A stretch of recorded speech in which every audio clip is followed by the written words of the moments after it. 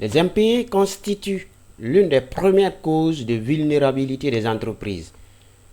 Les dirigeants d'une petite ou moyenne entreprise n'ont pas toujours le temps ou les moyens humains et financiers de gérer le risque client.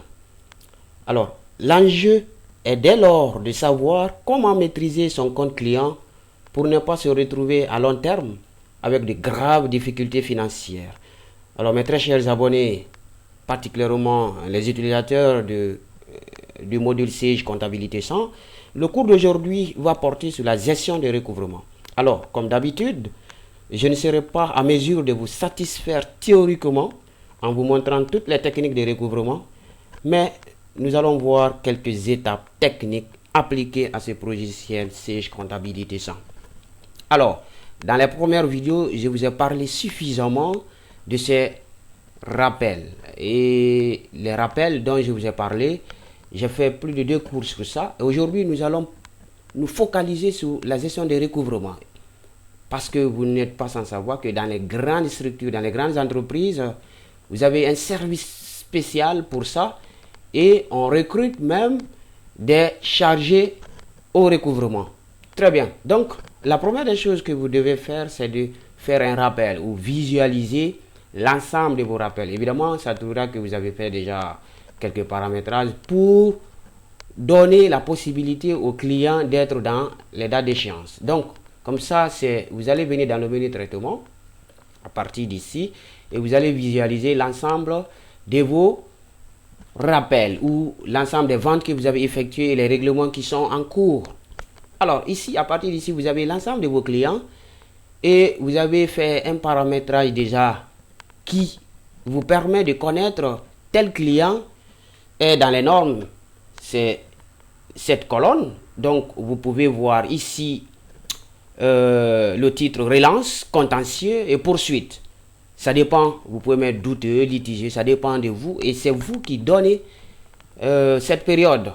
Vous dites par exemple que de tel jour à tel jour, que ce client, après cette date d'échéance, il est considéré comme un client contentieux, après avoir fait une relance. Donc il est toléré après par exemple quelques jours. Et lorsqu'il dépasse par exemple 60 ou 90 jours, vous devez le poursuivre, donc vous êtes dans l'obligation. Mais ça, vous connaissez vos clients et c'est vous qui déterminez ça. Donc à partir d'ici, nous allons cibler un seul client. On ne va pas faire le tout. Donc, nous allons par exemple ce client, ici, Egipress, voilà. Donc ici, vous avez le titre contentieux. Ça veut dire que c'est un client déjà qu'on avait fait un premier appel. On l'avait déjà envoyé une lettre de retard de paiement. Mais il ne s'est pas acquitté de son devoir et donc il faut relancer encore. Mais je vais revenir avec vous dans la première étape, la première lettre que vous êtes censé de les envoyer, d'envoyer à votre client bien sûr. Je vous rappelle que nous sommes dans une société qui répond au nom de Global IT Service, une société basée en République de Guinée, dans la commune de Kaloum. Et donc il a fait une prestation de service, le câblage du réseau informatique avec ce client Egipress, qui est bien sûr aussi un client de la Guinée. Très bien. Alors, nous allons essayer, d'ailleurs c'est vous, lorsque vous êtes un utilisateur simple, et ça trouve que l'informaticien a déjà fait ce paramétrage, et si vous êtes habilité à le faire, vous êtes apte à le faire du moins, vous allez faire ce paramétrage pour que vous puissiez contrôler vos clients. Aujourd'hui, je ne vais pas vous parler de la gestion des encours clients. Je vais vous parler plus tard de ce cours spécial, la gestion des risques. Et comment bloquer, et là c'est dans la partie gestion commerciale que je prétends vous le faire, comment bloquer un client lorsqu'il dépasse par exemple un certain montant. Aujourd'hui, c'est la technique de gestion des recouvrements. Alors, donc, nous allons l'envoyer la première lettre pour lui dire tout simplement que votre solde est débiteur de tel montant, donc veuillez nous payer. Donc c'est le recouvrement. C'est la première étape. Donc cette lettre, elle est appelée la relance. Donc votre première relance. Donc vous allez juste imprimer. Vous pouvez faire cette proposition, l'ensemble de ces clients. Mais nous, on cible tout simplement un client du nom de Egipress. Alors, donc vous allez imprimée. Et voilà, cette première lettre que vous allez envoyer à votre client. Votre société, je vous ai dit que vous êtes certainement ou probablement vous êtes dans la société Global IT Service et vous adressez la lettre de relance à votre client Egipress. Très bien, donc l'objet c'est le retard de paiement. Donc permettez-moi de lire rapidement ces lettres. Cher client, sauf erreur ou omission de notre part, nous constatons que votre compte représente chez nous à ce jour un solde débiteur du montant ci-dessous. Donc ce montant correspond à notre facture suivante, restée impayée. Et voilà, donc vous avez le détail ici. Donc c'est une facture ou une vente, une prestation que vous avez fait à ce client à la date du 1er août. Et voilà le numéro de la facture.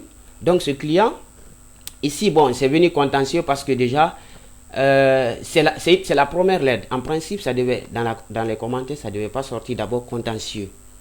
Ça dépend du décalage que vous avez fait. Ici, le client a dépassé, c'est pourquoi la mention contentieux est sortie. Sinon, cette première lettre, en principe, ça doit sortir relance. C'est-à-dire que c'est juste un rappel. Cette première lettre, c'est un rappel. Il n'est pas encore un client contentieux ou douteux. Donc voilà, ici, le solde a payé 5 900 000 francs guinéens, bien sûr. Je vous ai dit que c'est une entreprise guinéenne, voilà. Et vous voyez tout ce montant ici, qui est en toutes lettres. Voilà, donc l'échéance étant dépassée, nous vous demandons de bien vouloir régulariser cette situation par retour du courrier. Dans le cas où votre règlement aurait été adressé entre-temps, nous vous prions de ne pas tenir compte de la présente. Vous remercions par avance. Nous vous prions d'agréer, monsieur, l'examen de nos salutations. Voilà, c'est le service de comptabilité. Vous essayez juste de rappeler le client. Est-ce qu'il a payé? Alors, vous êtes sûr qu'il n'a pas payé, mais au cas où il vous fait un accusé de réception que ça a été déjà payé, donc c'est pourquoi c'est bien mentionné par là que au cas où, donc nous prions de ne pas tenir compte de la présente lettre, au cas où le règlement aurait été déjà fait. Très bien, donc vous voyez cette lettre là, vous pouvez à partir d'ici l'imprimer ou tout simplement le faxer directement au lieu de l'imprimer. Donc mes chers amis, ne fatiguez plus vous utilisateurs du moins, c'est pas tout le monde, ne fatiguez plus vos secrétaires. À chaque fois il faut envoyer il faut ordonner à la secrétaire de saisir la lettre sur Word, ainsi de suite. Alors faites-le tout simplement. Vous avez une lettre dans cette partie comptabilité. Alors nous allons passer à la deuxième étape. Alors on suppose que le client Egipress n'a pas toujours répondu à l'appel. Alors nous allons maintenant cette fois-ci lui renvoyer une deuxième lettre. Une deuxième lettre qu'on va appeler aussi rappel. Voilà, puisque notre client n'a pas toujours tenu compte de notre demande, de notre requête, donc nous allons le rappeler encore. Donc toujours, on n'a pas besoin de fermer et reprendre la même chose. Toujours dans la partie visualisation de vos rappels, vous allez essayer toujours d'imprimer cette lettre, un autre modèle de lettre, une deuxième lettre que vous allez l'adresser cette fois-ci. C'est toujours le même client, mais c'est un rappel de paiement facture. L'autre, c'était juste un retard de paiement parce qu'il n'a pas respecté l'échéance.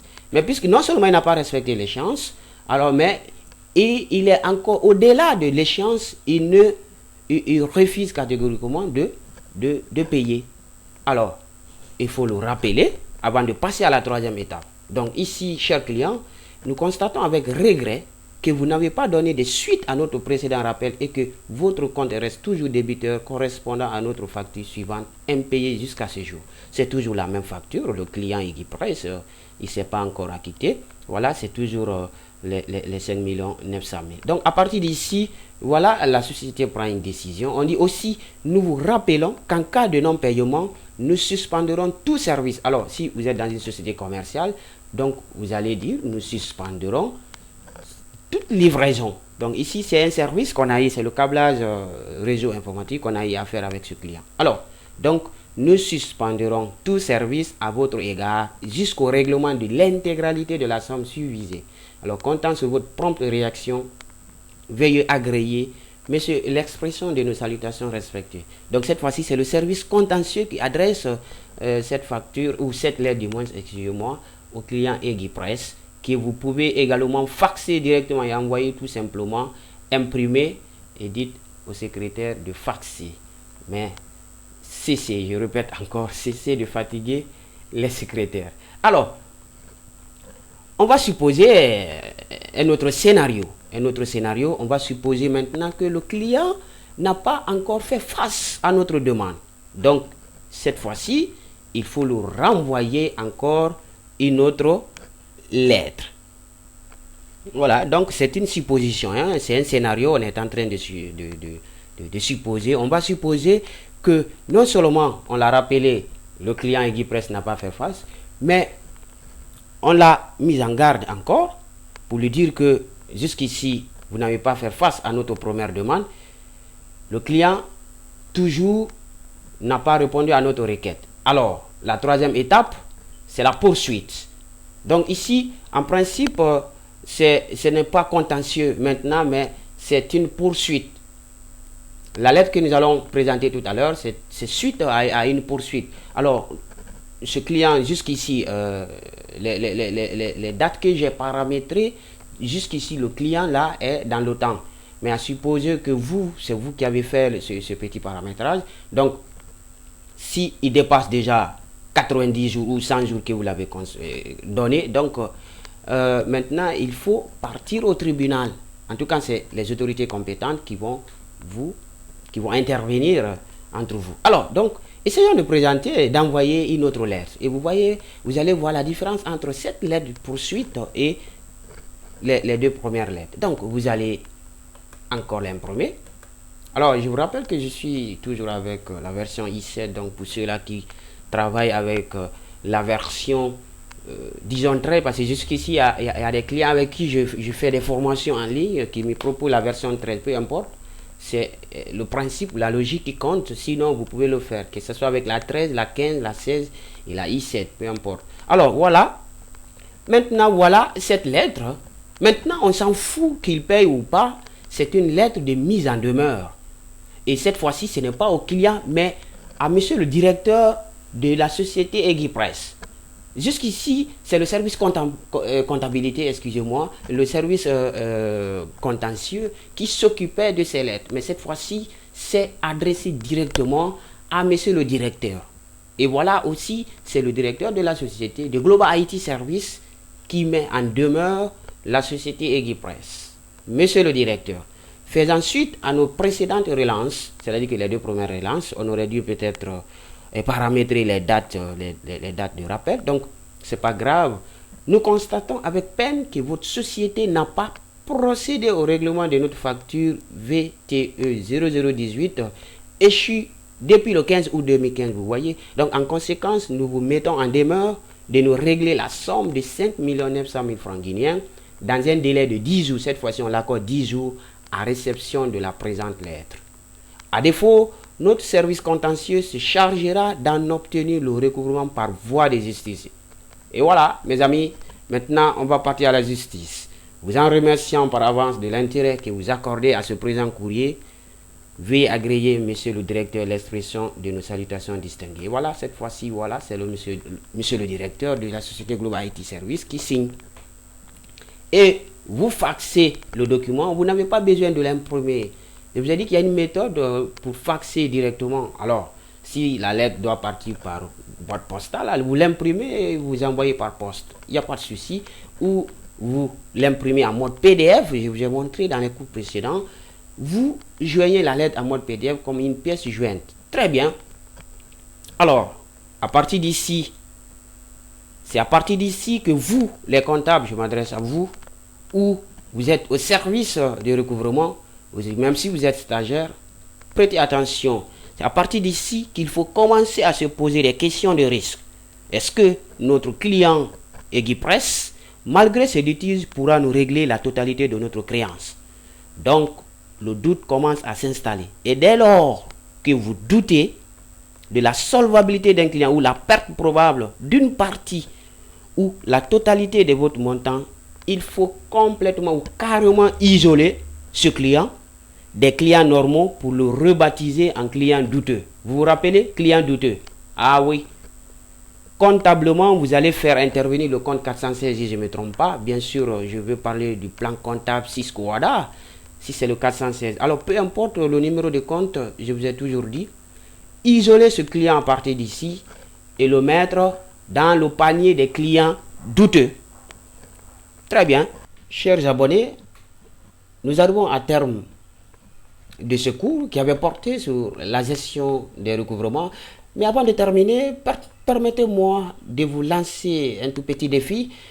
Alors, nous allons supposer maintenant qu'après délibération, par exemple, des autorités du tribunal, et qu'il s'avère que les experts en la matière, je veux parler des experts spécialisés dans la gestion des recouvrements, lorsqu'ils auront, par exemple, terminé l'évaluation de la perte que vous êtes censé de subir, par exemple, le client, on suppose que le client ne pourra vous payer que 30% de votre créance en fin novembre. Donc, c'est une supposition. Alors, vous, les comptables, qu'allez-vous faire? C'est ça ma question. C'est ce que vous devez me répondre du moins en bas de cette vidéo. Alors, qu'allez-vous faire lors de vos travaux comptables en fin d'année? Après qu'on vous informe que votre perte probable sera de 30%. Répondez-moi s'il vous plaît au bas de la vidéo ou sur ma page Facebook. Et c'est l'occasion pour moi de vous informer, vous qui sollicitez les cours d'initiation et de perfectionnement, n'hésitez pas à me contacter sur ma page Facebook ou sur Skype, car j'ai déjà pas mal formé des gens. Avec le système de partage de Skype, vous pourrez assimiler correctement le cours. Alors, ne vous en souciez pas, je forme dans différents modules de siège de cette application. Vous avez différents logiciels, à savoir la partie siège comptabilité 100, la partie gestion commerciale, siège immobilisation, la partie caisse décentralisée, la partie moyen de paiement, siège état comptable et fiscaux pour la présentation des états comptables comme le bilan, le compte de résultats et d'autres états comme le tableau de ressources et de financement dont je vous parlerai. Je vais commencer à vous découvrir ces modules dans le courant du mois de décembre ou janvier. Alors, si vous êtes pressé, vous pouvez m'envoyer un courrier sur mon mail. Vous avez l'adresse complète sur toutes les vidéos. Également, je forme dans le module paye et la partie aussi édition pilotée. Donc, siège édition pilotée, partie compta et commercial. Il suffit juste de m'envoyer soit sur un message sur ma page Facebook ou dans mon mail, et donc vous ressentez votre besoin, je répondrai à votre requête. Et merci, portez-vous bien. À bientôt pour d'autres nouveautés. Allez, bye.